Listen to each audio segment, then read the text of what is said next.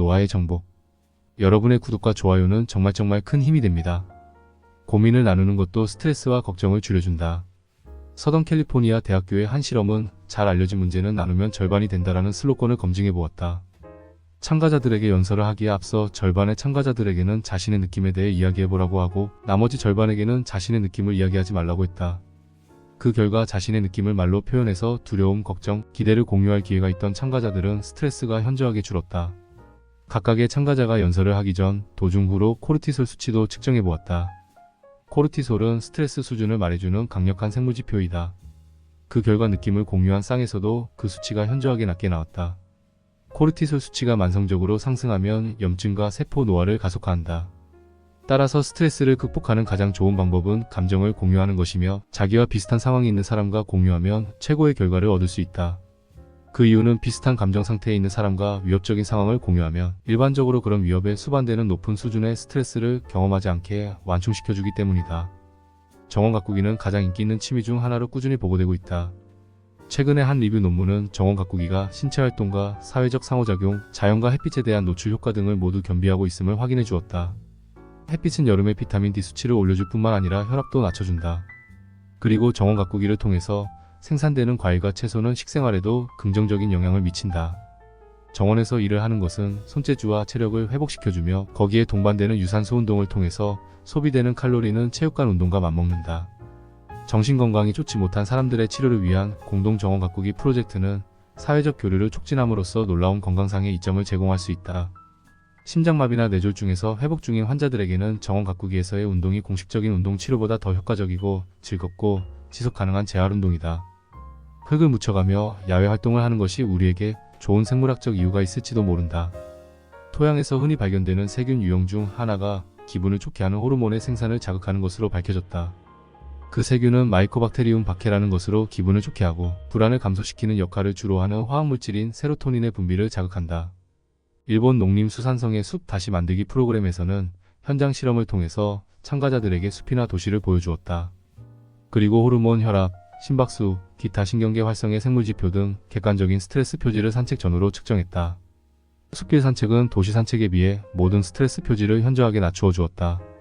숲은 코르티솔 수치를 낮춰준 반면 심박수와 다른 신체 기관계를 차분하게 만들어주는 신경계부 교감신경는 강화해 주었다.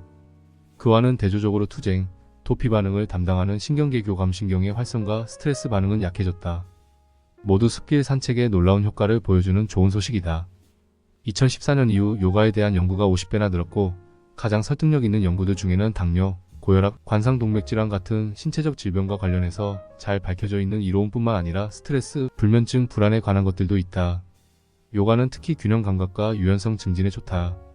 요가의 효과는 스트레스에 대한 긍정적인 태도, 자기인식, 대처기제, 통제력, 영성, 연민, 마음챙김 등이 뒤섞여 나타난다. 세포 수준에서 보면 요가는 염증을 줄여서 생물학적인 노화를 늦춰준다. 요가는 카나비노이드와 아편제의 수치를 높이고 뇌와 콩팥 위에 있는 스트레스 조절 분비샘, 부신 사이의 신경 활성에 영향을 미친다. 부신은 혈관을 이완시키는 화학물질을 분비한다. 모두 좋은 것이다. 8. 냉수효과 호르메시스. 냉수에 몸을 담그면 호르메시스 현상과 관련된 생리체계에 자극을 준다. 호르메시스란 해롭거나 고통스러운 것을 소량으로 가하면 오히려 건강에 이로운 현상을 말한다.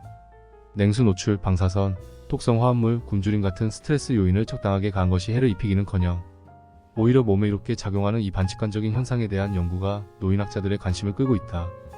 냉수욕이나 냉수 샤워는 몸에 대규모로 자극을 전달하는 데 대단히 효과적이다.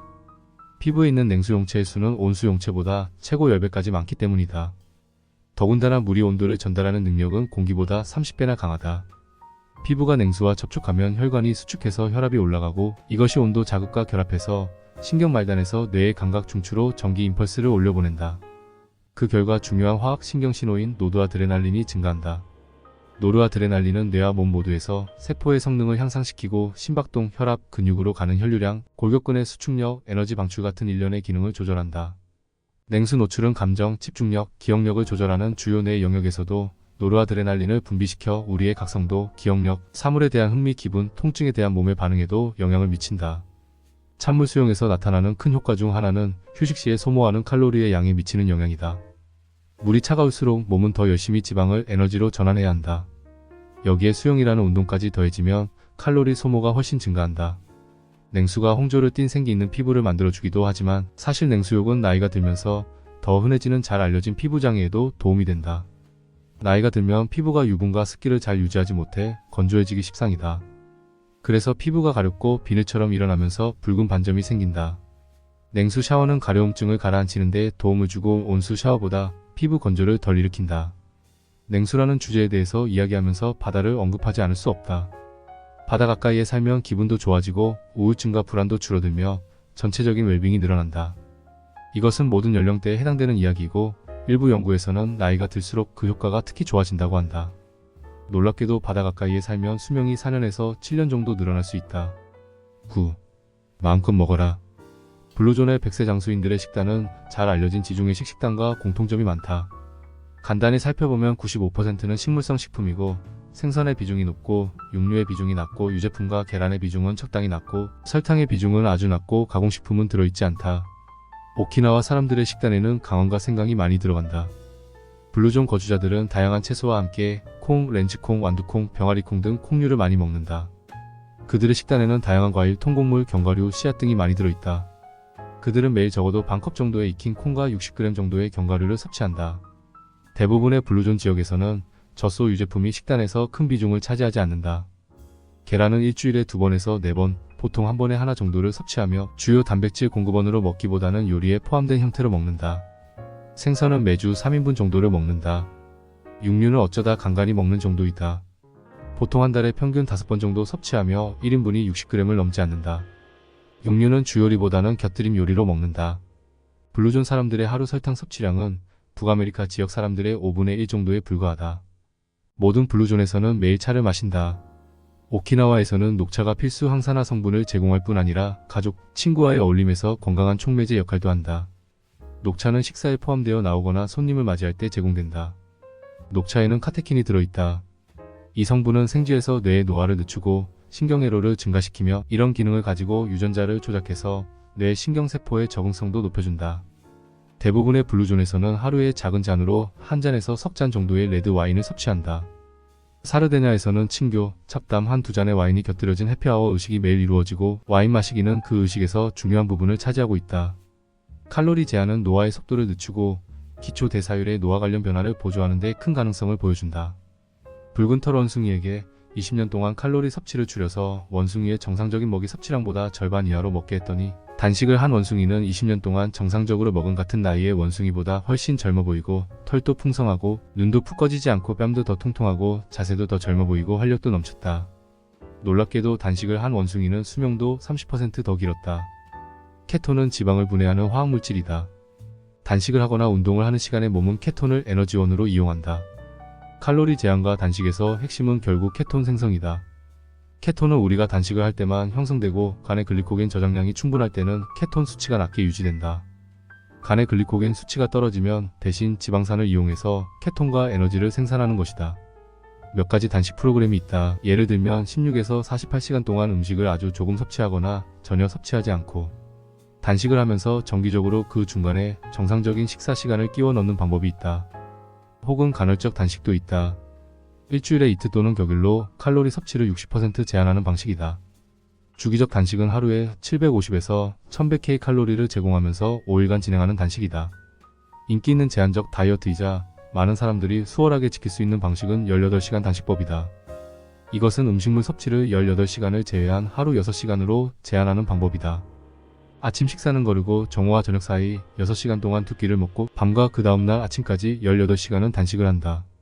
단식이 어렵게 느껴지는 사람은 음식을 섭취하는 시간을 8배에서 10시간으로 제한하고 가능하다면 간식을 피하자. 간식이 필요한 경우에는 과일이나 견과류를 먹도록 한다. 하루 섭취하는 칼로리를 30-40% 정도 제한하는 건 역시 좋은 접근 방법이다. 당뇨병 전 단계에 있는 비만인에 관한 흥미로운 연구가 있었다. 이 연구에 따르면 오전 7시에서 오후 3시 사이에만 먹고 나머지 낮 시간과 밤 시간은 단식을 시켰더니 인슐린 수치가 현저하게 낮아졌다. 몇 가지 간헐적 단식 방법을 시도해보면서 자신에게 가장 잘 맞는 방식을 찾아보자.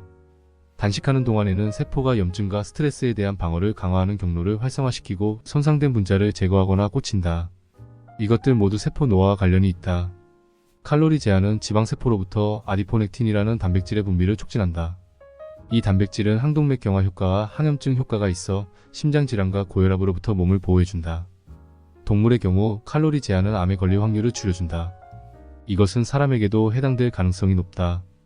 뉴잉글랜드 저널 오브 메디슨에 발표된 한 리뷰 논문에서는 현재의 과학을 요약하면서 단식이 우리의 생리학 안에 진화적으로 새겨져 있으며 몇 가지 필수적인 세포 기능을 촉발한다고 결론지었다.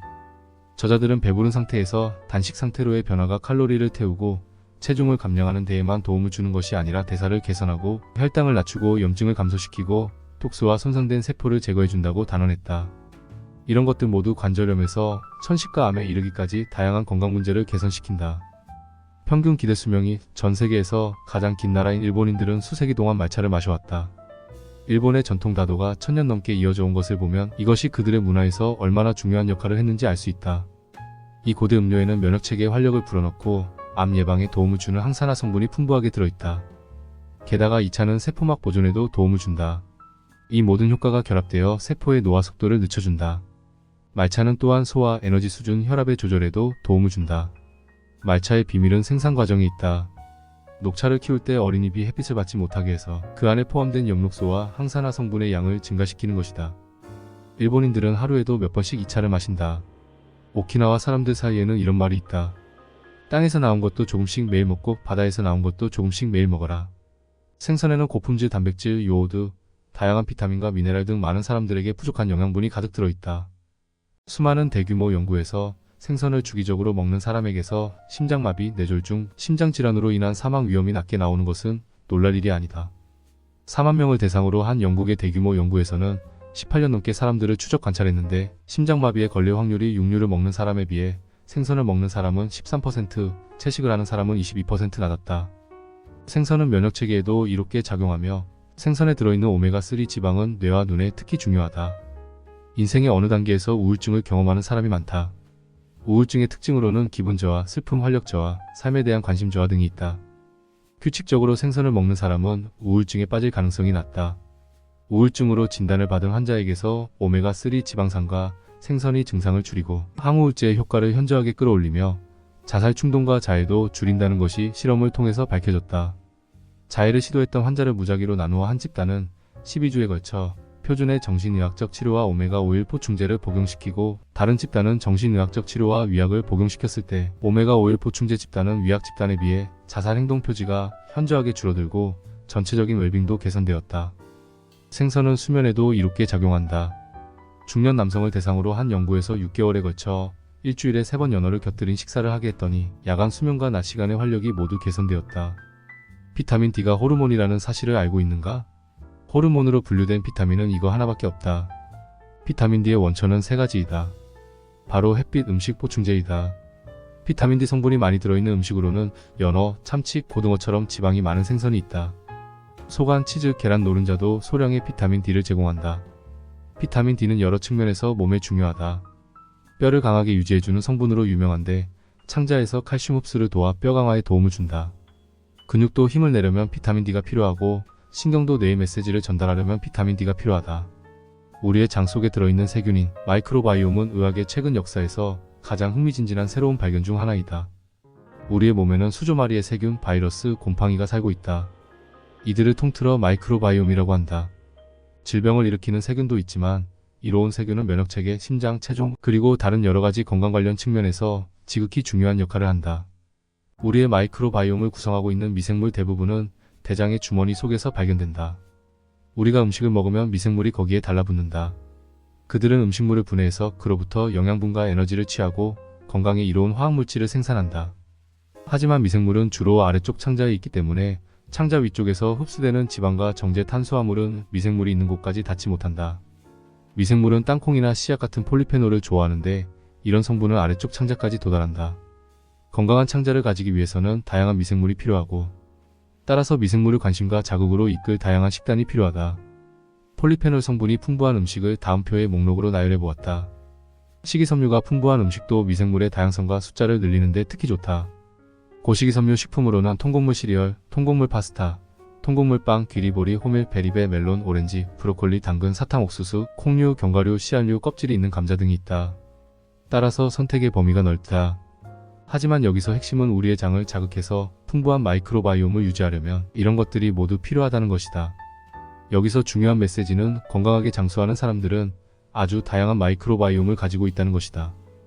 건강 수명을 늘려주는 지중해, 일본, 블루존의 식당 중에 정제식품이나 가공식품, 유화제가 들어있는 것은 하나도 없다.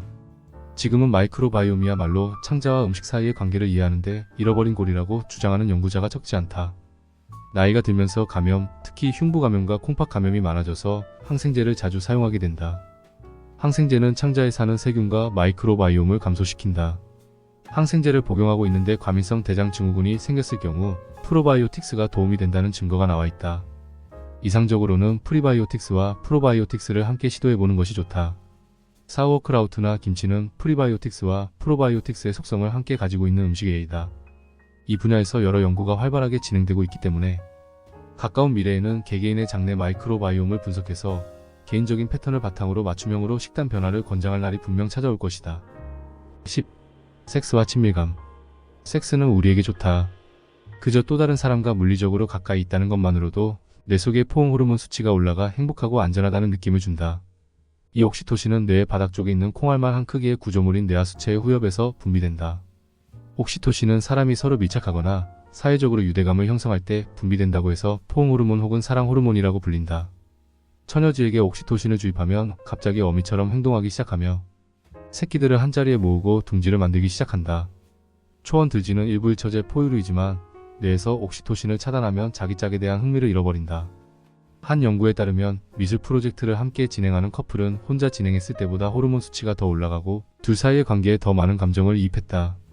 옥시토신을 투여한 사람은 위약을 투여한 사람에 비해 다른 사람을 더 쉽게 믿고 돈을 맡기는 것으로 나타났다. 옥시토신은 금전적인 신뢰만 끌어올리는 것이 아니라 그것을 투여한 사람은 위약을 투여한 사람에 비해 다른 사람을 믿고 자신의 사생활과 비밀 정보를 털어놓는 경향이 44배나 높았다. 성생활과 인생즐기기에 관한 데이터를 보면 성적으로 활발한 사람은 삶의 질이 더 높고 인간관계도 좋고 더 행복하고 우울증에 걸릴 위험도 낮고 일부 연구에서는 더 오래 사는 것으로 일관되게 보고되고 있다. 이것은 섹스를 하는 동안에는 옥시토신뿐만 아니라 행복하고 고조된 기분을 만들어내는 엔도르핀도 분비되는 것에 힘입은 부분이 크다. 엔도르핀이 많이 분비되면 면역체계도 좋아지며 운동을 할 때 분비되는 엔도르핀과 동일한 이점을 누릴 수 있다.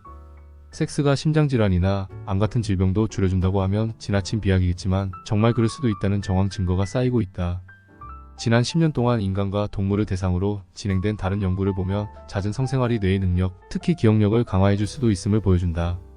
질성교 및 구강성교와 더불어 자위, 키스, 애무 등이 모두 기억 기능 향상과 관련되어 있다. 11. 평생 근육을 사랑하자. 규칙적인 신체 활동은 정신건강과 안녕을 개선하고 우울증을 예방하거나 완화해주며 활기와 낙관적인 생각을 고취시킨다. 운동을 시작하면 뇌는 그것을 스트레스가 시작되는 순간으로 인식하고 척과 싸우고 있거나 달아나고 있는 것이라고 생각한다. 운동 중에 분비되는 BDNF는 스트레스로부터 우리를 보호하는 작용을 하고 새로운 신경세포의 성장을 뒷받침하며 이것은 뇌의 기능, 뇌의 건강, 기분이 좋아지는 요인, 인지 수행 능력 등을 더욱 강화해준다. 일찍이 1905년에 미국 정신이상 저널이라는 학술지에 발표된 한 논문에서 우울증 치료법으로 운동의 장점에 대해서 이야기한 적이 있었다. 이 논문이 발표된 이후 운동하는 동안 뇌에서 분비되어 우울증과 불안의 예방 및 치료에서 모두 중요한 역할을 하는 몇몇 화학물질이 발견되었다. 운동은 자존감, 성취감, 자신에 대한 통제감, 목적의식 같은 심리적 이득을 추가로 제공한다. 따라서 일주일에 최소 150분 걷기 정도의 약한 신체 활동만으로도 우울증을 막아주는 효과가 있으며 조깅, 사이클링, 수영, 조정 같은 고강도 운동은 훨씬 더 이롭다는 메시지를 강력하게 전달해야 한다. 운동은 심장, 혈관, 뇌에만 좋은 것이 아니다. 몸속의 배우, 염증 상태를 낮추어 나이가 들면서 아주 흔해지고 염증과도 관련이 있는 관절염, 암, 당뇨병, 뇌졸중 등 온갖 질병을 감소시킨다. 근육 운동을 하면 마이오카인이라는 호르몬이 분비된다. 이 호르몬은 해로운 염증성 단백질을 일시적으로 차단하고 다른 항염증성 단백질의 분비를 촉진해서 노화를 일으키는 만성 배우 염증에 강하게 반격한다. 은퇴한 치과의사 찰스 어거스턴은 95세의 나이에도 운동과 노화에 관해서 사람들에게 영감을 불어넣는 테드 강연을 했다. 85세의 나이에 그는 두 번째 부인과 사별했고 근육이 상당히 약해졌다. 여기에 자극을 받아 그는 새로운 목표를 추구하게 되었다. 바로 보디빌딩이었다. 어거스턴은 근육과 미소년처럼 조각 같은 몸을 원했다. 그는 강인한 힘과 장수를 갈망했다. 그래서 그는 87세의 나이에 쇳덩이를 들어 올리기 시작했다. 그는 중량 운동과 단거리 달리기를 시작하고 보충제로 유청 단백질도 섭취했다. 머지않아 성공이 따라왔다. 그는 세계 보디빌딩 세계 타이틀을 따냈고 95세 이상 연령 집단에서 200m와 60m 세계 기록도 세웠다. 그는 전 세계를 돌아다니며 모든 연령대의 사람들에게 보디빌딩, 건강한 식생활과 활동적인 삶의 이로움에 대해서 이야기했다. 그는 청중에게 몸과 마음을 계속 움직이고 무엇이든 항상 잘 해보려는 노력을 절대로 중단하지 말 것을 주문했다. 50세부터는 매년 근육량이 줄어든다. 근육량이 줄어들면 근력의 손실이 함께 찾아온다. 최적의 효과를 내기 위해서는 근육 강화 운동과 함께 단백질 보충이 필요하다. 수렵채 지빈의 전형적인 신체 활동을 현대 기준으로 환산해보면 하루에 20km를 걷거나 뛰는 것에 해당된다고 한다. 그래서 요즘에는 운동에 더해서 가능하면 항상 서 있고 오랫동안 앉아있는 경우에는 45분 간격으로 자리에서 일어설 것을 권장한다. 이것은 생리체계를 깨우고 뇌의 혈류량을 개선하는 데 좋다. 요약하자면 유산소 운동과 근력 강화 운동을 함께 병행하고 여기에 더해서 오랫동안 앉아있는 경우에는 정기적으로 자리에서 일어나는 것이 우리가 진화해온 방식과 가장 결이 맞다. 근감소증을 일으키는 주요 요인은 노화, 만성질환, 신체활동 저하, 빈약한 영양 등이 있다. 근감소증을 예방하거나 되돌리려면 무엇을 할 수 있을까? 그 해답은 운동과 식생활에 있다.